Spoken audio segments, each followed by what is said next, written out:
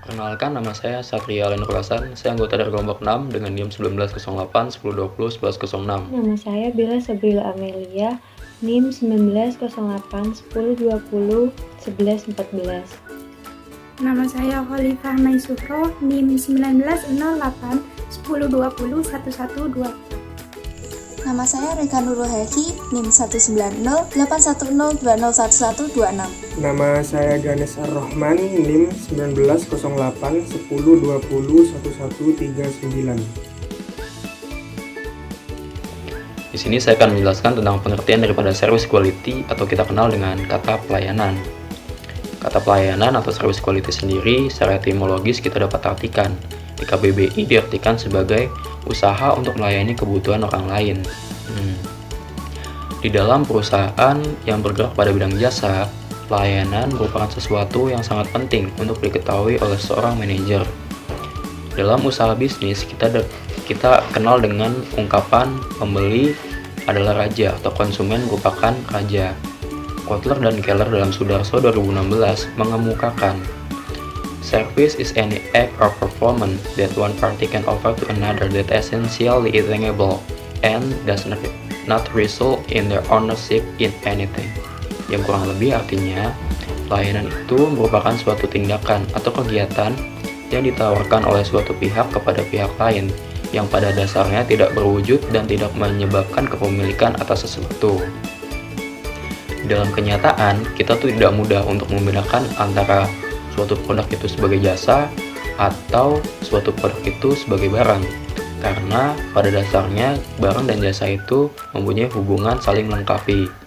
Kesimpulan yang dikemukakan dari pengertian para ahli, kita dapat artikan bahwa pelayanan sendiri merupakan sebuah tindakan yang sebenarnya tidak berwujud secara langsung dari seseorang untuk memenuhi harapan orang lain yang punya tujuan untuk memberikan kepuasan yang pada dasarnya tidak menimbulkan kepemilikan. Apabila pelayanan ditawarkan oleh perusahaan atau seseorang sesuai dengan keinginan konsumen, maka produk atau jasa yang diproduksi pastinya akan dibeli atau diminati. Namun sebaliknya, apabila tidak sesuai dengan keinginan dari konsumen atau pelanggan, maka produk atau jasa tersebut pasti akan kurang diminati oleh pelanggan sendiri. Selanjutnya, kualitas dari kebutuhan pelanggan pada akhirnya tergantung ke persepsi pelanggan itu sendiri masing-masing.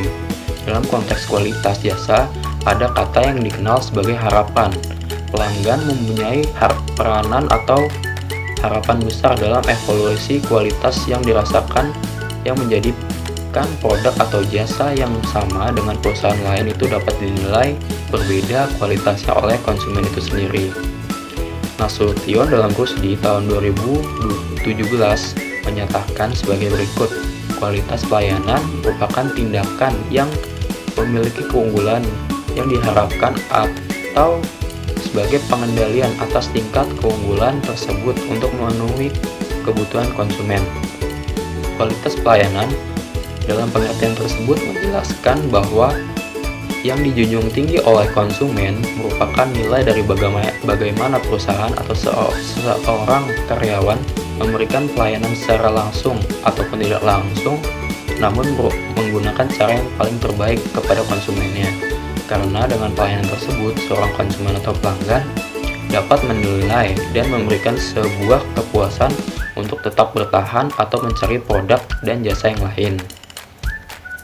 Terus pengertian selanjutnya disampaikan oleh Ciptono dalam Sudarso tahun 2016. Ia mengemukakan pelayanan merupakan kaitan erat dengan kepuasan pelanggan. Kualitas pelayanan memberikan dorongan khusus bagi para pelanggan untuk menjalin ikatan relasi atau hubungan saling menguntungkan dalam jangka panjang ataupun jangka menengah dan juga pendek. Berdasarkan semua pengertian itu, kita dapat simpulkan bahwa kualitas pelayanan merupakan suatu keunggulan bentuk pelayanan yang diharapkan demi terpenuhinya keinginan dari konsumen atau pelanggan. Pelanggan akan sangat merasa puas jika pelayanan yang diberikan sesuai dengan harapannya. Kata harapan, yang artinya tadi sebagai keinginan daripada konsumen. Dan pelanggan akan mempersepsikannya sebagai kualitas pelayanan yang baik. Sebaliknya, jika pelayanan yang diberikan tidak sesuai dengan harapan, maka pelanggan itu akan merasa tidak puas dan akan mempersepsikannya sebagai kualitas yang kurang baik atau bahkan buruk atas perusahaan tersebut. Maka perusahaan seharusnya harus berhasil mewujudkan kualitas pelayanan yang sesuai dengan keinginan konsumen dan pelanggannya masing-masing. Terima kasih. Selanjutnya akan dijelaskan oleh teman saya. Di sini saya akan menjelaskan tentang perbedaan antara pemasaran produk dengan pemasaran jasa. Tentunya kedua hal tersebut mempunyai berbagai macam perbedaan. Namun di sini saya akan menjelaskan 5 perbedaan besar antara pemasaran produk dan pemasaran jasa. Yang pertama adalah pemasaran produk mempunyai proses di mana kegiatan pemasaran disesuaikan untuk mempromosikan dan menjual produk tertentu untuk segmen tertentu. Sedangkan pemasaran jasa itu adalah kegiatan ekonomi yang ditawarkan oleh bisnis kepada kliennya untuk pertimbangan yang memadai. Nah, selanjutnya yang kedua, dalam pemasaran produk yang diutamakan itu adalah produk itu sendiri, harga, tempat, dan promosi. Nah, sedangkan dalam pemasaran jasa itu yang diutamakan adalah penambahan sumber daya manusianya, proses, dan fisiknya.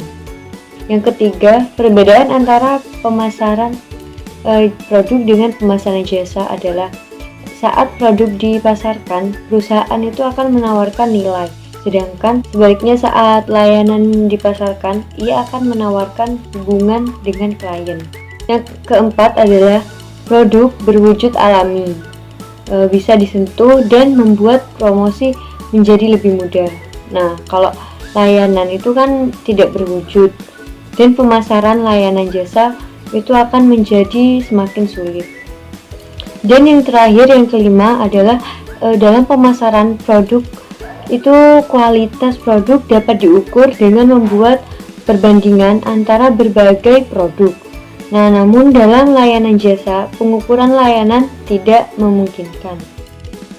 Baik teman-teman, untuk selanjutnya saya akan membahas subbab selanjutnya, yaitu dimensi kualitas pelayanan. Nah, dimensi kualitas pelayanan ini merupakan sebuah dasar di mana kita bisa menilai baik tidaknya suatu layanan yang diberikan oleh suatu perusahaan kepada pelanggannya. Nah, dimensi ini terbagi menjadi 5. Yang pertama itu bukti fisik atau tangible. Nah, di sini yaitu kemampuan perusahaan untuk memberikan kualitas pelayanan kepada pelanggan berdasarkan sifat fisik perusahaan itu sendiri. Nah, artinya apa? Di sini kita sebagai pelanggan atau konsumen, kita bisa melihat secara langsung pelayanan yang diberikan oleh perusahaan. Contohnya di sini yaitu seperti ketika kita menginap di sebuah hotel, maka kita bisa melihat bentuk gedungnya, fasilitasnya, bagaimana kita melihat penampilan dari para karyawan hotel. Nah, seperti itu contohnya. Dimensi selanjutnya yaitu reliability atau keandalan. Nah, maksudnya di sini yaitu kemampuan sebuah perusahaan untuk memberikan pelayanan kepada konsumen atau pelanggannya secara akurat dan juga sesuai dengan apa yang dijanjikan sebelumnya. Nah, dalam aspek ini dalam dimensi ini terdiri dari 2 aspek, yaitu konsisten kinerja atau performance dan sifat yang dapat dipercaya. Contoh dari dimensi keandalan ini yaitu ketika sebuah toko ataupun perusahaan memberikan janji kepada konsumen untuk melakukan pengemasan barang atau kapan akan mengirim barang, maka di sanalah kita bisa melihat kualitas layanan yang diberikan perusahaan dari dimensi ini. Dimensi yang selanjutnya yaitu responsiveness atau daya tanggap. Nah, maksud dari dimensi ini yaitu di mana ketika perusahaan itu mampu untuk memberikan pelayanan kepada konsumennya secara cepat dan juga responsif. Dimensi ini sangat erat kaitannya dengan permintaan dari konsumen dan juga keluhan-keluhan dari konsumen dan lain sebagainya. Contohnya yang dapat kita lihat dari dimensi ini yaitu ketika perusahaan cepat dalam mengatasi keluhan atau komplain dari pelanggan, seperti berkaitan dengan barang yang tidak sesuai atau dengan berkaitan dengan pengembalian barang dan lain sebagainya. Dimensi selanjutnya yaitu jaminan. Maksudnya jaminan di sini yaitu kemampuan perusahaan untuk memberikan jaminan tentang rasa aman dan juga kepercayaan bagi konsumennya. Jaminan ini juga berkaitan dengan pengetahuan atau keterampilan yang dimiliki oleh perusahaan untuk memberikan informasi-informasi atau memberikan solusi-solusi untuk mengatasi setiap permasalahan yang dihadapi oleh konsumen perusahaan. Dimensi selanjutnya yaitu jaminan. Maksudnya jaminan di sini yaitu kemampuan perusahaan untuk memberikan jaminan tentang rasa aman dan juga kepercayaan bagi konsumennya. Jaminan ini juga berkaitan dengan pengetahuan atau keterampilan yang dimiliki oleh perusahaan untuk memberikan informasi-informasi atau memberikan solusi-solusi untuk mengatasi setiap permasalahan yang dihadapi oleh konsumen perusahaan. Nah, perhatian kepada konsumen ini bertujuan untuk mengetahui tentang keinginan-keinginan ataupun kebutuhan-kebutuhan dari pelanggan perusahaan. Dimensi empati ini bukan berarti mengiyakan semua keinginan dari pelanggan, namun kita berusaha untuk mendekati pelanggan sehingga kita bisa mencari solusi atau berkompromi tentang masalah-masalah yang terjadi sehingga kita bisa menemukan solusi yang paling efektif. Baik, itu saja yang dapat saya sampaikan. Untuk sebab selanjutnya akan dilanjut oleh rekan saya, yaitu Raika Nurhaki. Saya akan menjelaskan tentang ekspektasi konsumen terhadap kualitas layanan. Menurut Walgi, harapan konsumen terhadap suatu barang atau jasa telah dibentuk sebelum konsumen membeli barang atau menggunakan jasa tersebut. Sedangkan menurut Olsen dan Dover, harapan pelanggan merupakan keyakinan pelanggan sebelum mencoba atau membeli suatu produk dan menggunakan suatu layanan yang dijadikan standar atau acuan dalam menilai kinerja produk atau layanan tersebut. Nah, layanan yang sesuai dengan harapan konsumen dapat menyebabkan konsumen merasa puas. Nah, ketika konsumen mendapatkan suatu layanan yang sesuai dengan harapannya, maka konsumen akan menggunakan suatu layanan yang didapatkannya sehingga akan tercipta sikap loyal dari konsumen itu. Nah, ekspektasi atau harapan merupakan perkiraan atau keyakinan atau bisa juga disebut dengan prediksi dari konsumen tentang apa yang akan diterimanya. Lalu, apa saja faktor-faktor pembentuk harapan? Nah, menurut Horowitz dalam Febianti Setiawan dan Tio, harapan dapat terbentuk oleh 4 faktor. Nah, yang pertama yaitu communication by the service provider. Para penyedia jasa akan saling bersaing untuk mengomunikasikan jasanya kepada konsumen. Salah satunya yaitu dengan cara memberikan janji melalui iklan dan media lainnya yang nantinya akan menimbulkan harapan bagi konsumen. Yang kedua yaitu price paid. Semakin besar jumlah uang yang dikeluarkan oleh konsumen, maka semakin besar pula harapan konsumen untuk mendapatkan pelayanan yang lebih baik dan lebih memuaskan. Yang ketiga yaitu singular experience. Nah, bila konsumen merasa puas pada pelayanan yang diberikan, konsumen akan menceritakan pengalaman tersebut kepada teman atau relasinya, sehingga teman atau relasi ini akan menggunakan pelayanan tersebut dan berharap akan mendapatkan pengalaman yang sama. Menurut Sri Mulyani, model konseptual mengenai harapan pelanggan terhadap jasa dipengaruhi oleh faktor-faktor yang pertama yaitu enduring service intensifiers, merupakan faktor yang mendorong pelanggan untuk meningkatkan sensitivitasnya terhadap jasa. Nah, faktor ini meliputi harapan yang disebabkan oleh orang lain dan filosofi pribadi seseorang mengenai suatu layanan. Nah, yang kedua yaitu personal need. Nah, kebutuhan yang dirasakan seseorang mendasar bagi kesejahteraannya juga sangat memerlukan harapan. Nah, yang ketiga itu transitory service intensifiers, merupakan faktor individual yang bersifat sementara, yang meningkatkan sensitivitas pelanggan terhadap jasa atau layanan. Nah, faktor itu mencangkup yang pertama yaitu ada situasi darurat pada saat pelanggan sangat membutuhkan jasa atau layanan dan ingin menyediakan jasa dan dapat membantunya. Yang kedua itu jasa atau layanan yang terakhir dikonsumsi pelanggan dapat pula menjadi acuan untuk menentukan baik atau buruknya jasa berikutnya. Nah, yang keempat yaitu perceived service alternative, merupakan persepsi pelanggan terhadap tingkat atau derajat pelayanan perusahaan lain yang sejenis. Nah, jika pelanggan memiliki beberapa alternatif, maka harapannya terhadap suatu layanan akan cenderung semakin besar. Yang kelima yaitu self-perceived service role, merupakan persepsi pelanggan tentang tingkat atau derajat keterlibatannya dalam mempengaruhi jasa yang diterimanya. Yang keenam yaitu situational factor. Faktor situasi terdiri atas segala kemungkinan yang bisa mempengaruhi kinerja jasa yang berada di luar kendali penyedia jasa. Yang ketujuh yaitu explicit service promises, merupakan pernyataan oleh organisasi tentang jasanya kepada pelanggan yang bisa berupa iklan, perjanjian, atau komunikasi dengan karyawan di organisasi tersebut. Yang kedelapan yaitu implicit service promises, merupakan petunjuk yang berkaitan dengan jasa yang memberikan kesimpulan bagi pelanggan tentang jasa yang bagaimana seharusnya dan yang akan diberikan. Yang kesembilan yaitu word of mouth, merupakan pernyataan yang disampaikan kepada pelanggan dan biasanya cepat diterima oleh pelanggan karena yang menyampaikan adalah mereka yang bisa dipercaya, seperti para pakar, teman, keluarga, dan publikasi dari media massa. Yang ke-10 yaitu past experience, merupakan pengalaman di masa lampau atau diketahui konsumen. Dan harapan ini dari waktu ke waktu semakin berkembang seiring dengan banyaknya informasi dan pengalaman yang diterima oleh pelanggan. Saya akan membahas mengenai pengukuran kualitas layanan. Dalam mengukur suatu kualitas pelayanan, terdapat 5 cara untuk mengukurnya, yaitu yang pertama menggunakan metode SERVQUAL. SERVQUAL merupakan singkatan dari Service Quality. Metode ini digunakan untuk membantu para manajer untuk menganalisis segala masalah pada kualitas serta untuk memahami berbagai cara memperbaiki kualitas jasa.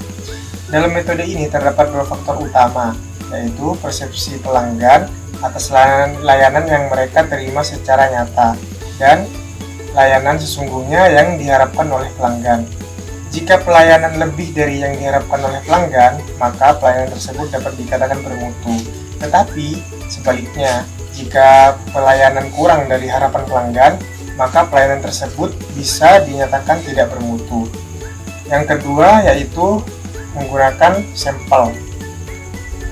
Terdapat 2 cara dalam menggunakan sampel, yaitu yang pertama, sampel untuk populasi besar. Maksud dari populasi besar yaitu jumlah ukuran dari populasi yang diteliti sangatlah banyak, bahkan tidak diketahui besar kecilnya. Sampel ditentukan oleh 3 hal, yaitu tingkat kepercayaan, sampling error, dan populasi sampel. Rumusnya yaitu N sama dengan Z kuadrat dikali P dalam kurung 1 min P per E kuadrat. Yang kedua yaitu jumlah sampel untuk populasi kecil. Maksud dari populasi kecil adalah populasi yang sedikit dari jumlahnya. Dapat diketahui, bahkan nama dari setiap orang pada populasi tersebut diketahui. Rumusnya tidak jauh berbeda dengan rumus yang pertama, yaitu N sama dengan Z kuadrat P dalam kurung 1 min P tutup kurung N per Z kuadrat P dalam kurung 1 min P tutup kurung N plus dalam kurung N min 1 tutup kurung E kuadrat. Keterangannya yaitu Z mengacu pada tingkat kepercayaan, P dalam kurung 1 min P yaitu variasi populasi, E yaitu kesalahan sampel yang dikehendaki, N jumlah populasi. Yang ketiga yaitu diagram Cartesius. Diagram ini merupakan bangunan yang terbagi menjadi 4 dengan dibatasi oleh garis X dan Y. Garis X berarti rata-rata dari skor rata-rata pelaksanaan atau pelayanan, dan garis Y merupakan rata-rata dari skor rata-rata harapan konsumen. Terdapat 4 bangunan, yaitu bagiannya yang pertama kuadran 1 atau prioritas utama, yang kedua kuadran 2 atau pertahankan prestasi, yang ketiga kuadran 3 prioritas rendah, yang keempat kuadran keempat yaitu berlebihan. Keterangannya dari yang kuadran pertama, yaitu faktor-faktor yang terletak dalam kuadran ini dianggap sebagai prioritas utama yang harus dibenahi karena harapan tinggi sedangkan persepsi rendah merupakan prioritas untuk ditingkatkan. Yang kuadran 2, yaitu faktor-faktor yang terdapat di dalam kuadran ini dianggap penting. Pertahankan prestasi. Daerah yang harus dipertahankan di mana harapan dan persepsi sama-sama tinggi. Yang ketiga, yaitu kuadran 3, faktor-faktor yang terletak pada kuadran ini dianggap tidak terlalu penting atau terlalu diharapkan oleh konsumen. Kuadran prioritas rendah karena harapan dan persepsi sama-sama rendah. Yang keempat, yaitu kuadran 4, faktor-faktor yang terdapat pada kuadran ini dianggap tidak terlalu penting dan atau tidak terlalu diharapkan. Kuadran yang berlebihan karena tingkat harapan rendah sedangkan persepsi tinggi. Yang keempat, yaitu uji validitas. Validitas menunjukkan sejauh mana suatu pengukuran dapat mengukur apa yang sebenarnya ingin dia ukur. Misalnya, jika seseorang ingin mengukur berat suatu benda, maka dia memerlukan timbangan, karena timbangan adalah alat pengukur berat benda. Pada kasus ini yang ingin diukur yaitu kualitas layanan, maka seorang peneliti harus menggunakan angket atau kuesioner untuk mengukur kualitas layanan. Angket tersebut dibagikan kepada pelanggan untuk mengetahui sejauh mana kepuasan pelanggan atas layanan yang diberikan, serta angket tersebut harus dapat mengukur apa yang akan diukur. Jika pertanyaan pada angket tersebut mampu mengungkapkan apa yang diukur oleh angket tersebut, maka angket tersebut dapat dikatakan valid. Yang kelima, yaitu uji reliabilitas. Uji reliabilitas digunakan untuk mengetahui apakah alat pengukur tersebut dapat dipercaya atau tidak.